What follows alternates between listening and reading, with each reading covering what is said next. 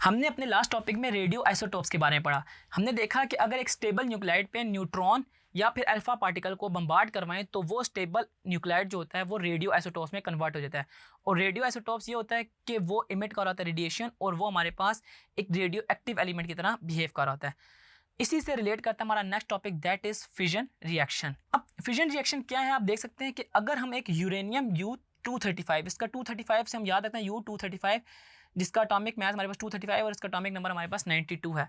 अगर इसके ऊपर हम एक न्यूट्रॉन को बम्बार्ड करवाएं तो वो एक स्प्लिट करता है और वो डिसइंटीग्रेट हो रहा होता है इनटू स्टेबल न्यूक्लियाई।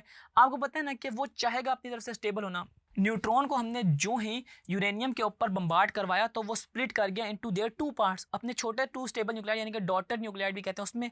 और वो हमारे पास आगे दो डिफरेंट स्ट्रक्चर्स बना, क्रिप्टॉन और बेरियम, वो हम देखते हैं उसके अलावा। यानी कि बताने का मकसद सिर्फ ये है कि किसी भी न्यूट्रॉन को जब हमने एक यूरेनियम U-35 के ऊपर बम्बार्ड करवाया तो वो स्प्लिट अप हो गया और वो डिसइंटीग्रेट हो गया। और यही हमारे पास चेन रिएक्शन के तौर पे चलता रहता है, जिसको हम फिजन रिएक्शन कहते हैं। ठीक है, अब आप फॉर एग्जांपल इस रिएक्शन से इस चीज़ को देखें कि U-235 था, इसके ऊपर हमने न्यूट्रॉन को बम्बार्ड कराया तो ये U-236 बना 92, और ये ऊपर जो स्टेरिक है ना, ये स्टेरिक का मतलब है ये बहुत अनस्टेबल कंडीशन है, और ये फ्यू सेकंड्स के लिए अकर होती है।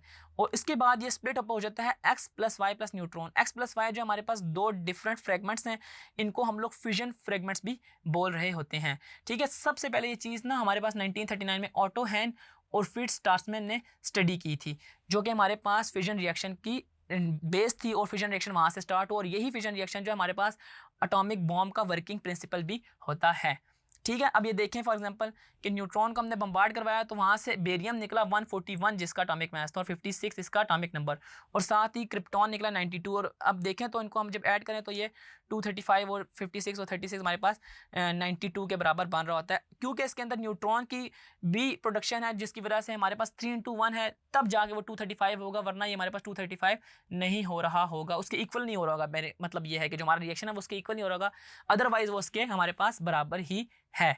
ठीक है जी, अब इसको आप एक पिक्टोरियल फॉर्म में देख रहे हैं, जो हमने लास्ट टाइम में ये वाला रिएक्शन पढ़ा है, इसकी ये पिक्चर फॉर्म है हमारे पास कि in nuclear fission the total mass of the product is less than the original mass of the heavy nucleus. ये बात आपको याद रखनी है कि जब हमारे पास एक ओरिजिनल मास था ना, उसको जब हमने स्प्लिट अप किया तो वो जो चीज़ है ना हमारे पास ओरिजिनल मास से उसका जो मास है वो कम हो जाएगा।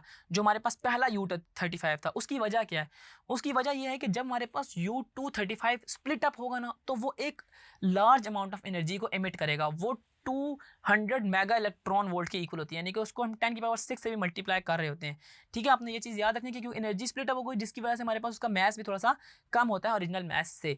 तो ये देखिए हमारे पास ये बना, फिर हमारे पास क्रिप्टॉन और बेरियम, और फिर वो हमारे पास 3 न्यूट्रॉन यूरेनियम के ऊपर गए, और फिर हमारे पास इस तरह करके ना ये चेन रिएक्शन बढ़ रहा होता है, और यही हमारे पास एटॉमिक बॉम्ब का भी वर्किंग प्रिंसिपल होता है। तो आपने फिजन रिएक्शन में यही U-35 वाला एग्जांपल लिखने के साथ, इसकी डेफिनेशन लिखने के साथ आपने अपने क्वेश्चन को बोर्ड के पेपर में कंप्लीट कर देना है।